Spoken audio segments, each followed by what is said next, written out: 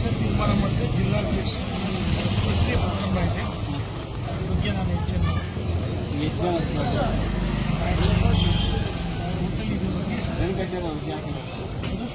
ನೀವು ಹಾಕಿಲ್ಲ ಸರ್, 30 ಜನ ಹಾಕಿದ್ದಾರೆ, 40 ಜನ ಹಾಕಿದ್ದಾರೆ. ಇನ್ನೂ ಆಗ್ತಾನೆ ಇರ್ತದೆ. ಅದನ್ನು ಆ ಪಕ್ಷ ನಿರ್ಧಾರ ರಾಮ ಮಂದಿರ ಅಯೋಧ್ಯೆಯಲ್ಲಿ ಪ್ರಭು ಶ್ರೀರಾಮಚಂದ್ರ ಭವ್ಯವಾದ ಮಂದಿರ ಆಗಬೇಕಂತ ನಿರ್ಮಾಣ ಆಗಬೇಕಂತೇಳಿ ಸುಮಾರು 500 ವರ್ಷಗಳ ಒಂದು ಕನಸು ನರೇಂದ್ರ ಮೋದಿಯವರ ಆಡಳಿತದಲ್ಲಿ ನನಸಾಗ್ತದೆ. ಕೇವಲ ಭಾರತ ದೇಶ ಇರ್ತಕ್ಕಂಥವ್ರು ದೇಶ ಬೇರೆ ಬೇರೆ ದೇಶದಲ್ಲಿರ್ತಕ್ಕಂಥವ್ರು ಈಗಾಗಲೇ ಸಾಕಷ್ಟು ಅದ್ರ ಬಗ್ಗೆ ಪ್ರಚಾರ ಮಾಡ್ತಾರೆ.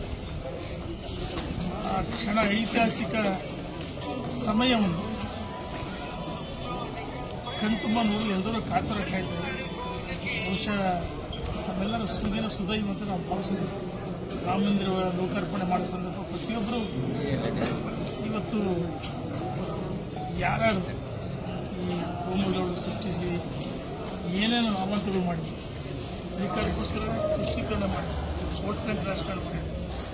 ಆದರೆ ನರೇಂದ್ರ ಮೋದಿ ಪ್ರಧಾನಮಂತ್ರಿಗಳು ಆದಮೇಲೆ ಹಿಂದೂ ಮುಸ್ಲಿಂ ಅಂತ ಭಾರತ ಮಾತೆ ಮಕ್ಕಳಾಗಿ ಒಂದು ಶಾಂತಿಯ ಸಂದೇಶವನ್ನು ಸಾರಿದೆ. ಮತ್ತು ಈಗ ಏನು ಕೆಲವು ಸಂಘಟನೆಗಳು ಎಡಪಂಥೀಯ ವಿರೋಧ ಮಾಡಿ ಇತಿಹಾಸ ಕೆಲವು ಏನು ಮಾಡೋಕ್ಕಾಗಲ್ಲ. ಅದು ಪಕ್ಷಾಂತರಿಗೆ ಎಲ್ಲರೂ ಆಹ್ವಾನ ಮಾಡಿದ್ರು. ಸಂತೋಷ ವಿಚಾರ. ಸಿದ್ದರಾಮಯ್ಯನವರು ಇನ್ನೊಂದು ಅದನ್ನು ನಾನೇ ಮಾತಾಡಬೇಕಂತ ಇದ್ದೀನಿ.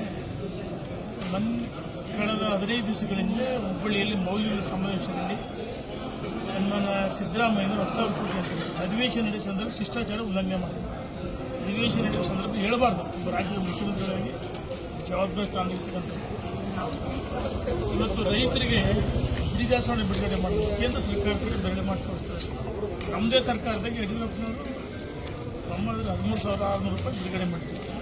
ನಾವು ಈ ಸಂದರ್ಭದಲ್ಲಿ ಸರ್ಕಾರಕ್ಕೆ ಒತ್ತಾಯ ಮಾಡ್ತಾರೆ. ನೀವು ಭಾರತೀಯ ಜನತಾ ಪಾರ್ಟಿ ರೈತರ ಪರವಾಗಿ ಇದು ರೈತ ವಿರೋಧಿ ಸರ್ಕಾರ, ಜನವಿರೋಧಿ ಸರ್ಕಾರ, ಪರಿಶಿಷ್ಟ ಜಾತಿ ಹಿಂದೂ ವರ್ಗ ಎಲ್ಲರ ವಿರೋಧಿ ಸರ್ಕಾರ.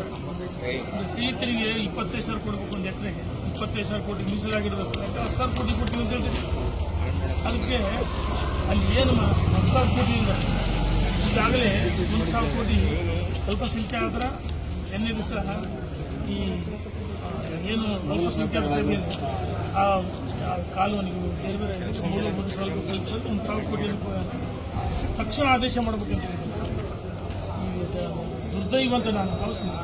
ಒಬ್ಬ ರಾಜ್ಯದ ಮುಖ್ಯಮಂತ್ರಿಯಾಗಿ ಕೆಲಸ ಮಾಡಬೇಕಾಯ್ತು. ಸರ್ಕಾರ ಕೆಲಸ ಮಾಡ್ತಾರೆ. ಇದು ಒಳ್ಳೆಯದಲ್ಲ. ಅಷ್ಟು ನಾವೇಳಿದ್ರೆ ರೈತರಿಗೆ ಹಣ ಬಿಡುಗಡೆ ಮಾಡಿ ಇಲ್ಲಿ ಹಿಂದೂಗಳ ಬಹುಸಂಖ್ಯಾತ ಹಿಂದೂಗಳ ವಿರುದ್ಧವಾಗಿ ನೀವು ನಡ್ಕೊಳ್ತಾರೆ. ಬಹುಶಃ ಹಿಂದೂಗಳ ಶಾಪ ನಿಮಗೆ ತರ್ತಕ್ಕಂಥ ಈಗಾಗಲೇ ನಮ್ಮ ರಾಷ್ಟ್ರೀಯ ಅಧ್ಯಕ್ಷರು ನರೇಂದ್ರ ಮೋದಿಯವರಾದ ವಿಶ್ವ ಮೆಚ್ಚಿದ ಪ್ರಧಾನಮಂತ್ರಿಗಳಾದ ನರೇಂದ್ರ ಮೋದಿಜಿಯವರು ರಾಜ್ಯದಲ್ಲಿ ವಿಜಯೇಂದ್ರ ಯಡಿಯೂರಪ್ಪನವರು ರಾಜ್ಯದ ಅಧ್ಯಕ್ಷ ಘೋಷಣೆ ಮಾಡಿದರೆ ಒಂದು ರೀತಿ ಮೆಚ್ಚಿದಂತೆ ಇವತ್ತು ವಾತಾವರಣ ಮೇಲ್ಗೊಳ್ತಾರೆ.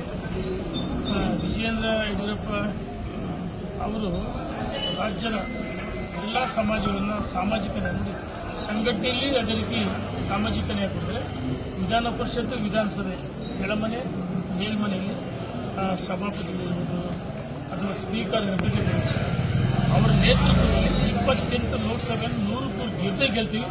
ಕಾಂಗ್ರೆಸ್ ನಡಕ ಸ್ಟಾರ್ಟ್ ಆಗಿದೆ. ಕಾಂಗ್ರೆಸ್ ಸರ್ಕಾರ ಲೋಕಸಭೆ ಆದ್ಮೇಲೆ ಪತನ ಆಗಬಹುದು. ಅದನ್ನೆಲ್ಲವೂ ಹೇಳಿ ಪ್ರತಿ ದಿವಸ ಅದನ್ನೇ ಮಾತಾಡಲ್ಲ, ತೀರ್ಮಾನ ಮಾಡ್ತಾರೆ.